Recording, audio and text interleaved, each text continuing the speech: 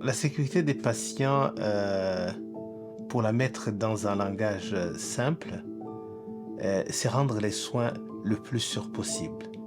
C'est-à-dire éviter que chaque acte de soin ne cause un préjudice à la personne qui reçoit les soins. Le préjudice le plus courant, ce sont les erreurs de prescription. Ça peut être une erreur de prescription d'un médicament ou de prescription d'un acte médical. Mais ça peut être aussi une erreur d'administration d'un acte médical. Si on vous dit de prendre un médicament, c'est le bon, mais vous ne le prenez pas aux doses qu'il faut. Si vous ne prenez pas aux doses qu'il faut, le médicament ne va pas agir. Si vous prenez le médicament en trop, il y aura des problèmes. Ça peut être des problèmes de surdosage. Et les problèmes peuvent être importants, très importants, voire gravissimes, et conduire à la mort ou à des handicaps.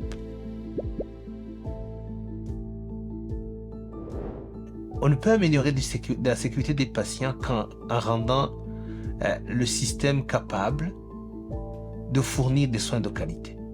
Le patient doit être au centre de ses soins. Il faut qu'il soit maître de sa santé. Il faut qu'il comprenne que sa santé, il en est le maître. Et pour en être le maître, il faut être un acteur principal. Pour être un acteur principal, il faut s'engager à comprendre ce que notre corps nous dit. Actuellement, nous promouvons à l'OMS ce qu'on appelle les soins centrés sur la personne. Le dernier conseil que je donnerais, c'est que le patient il a le droit d'exiger des soins de qualité.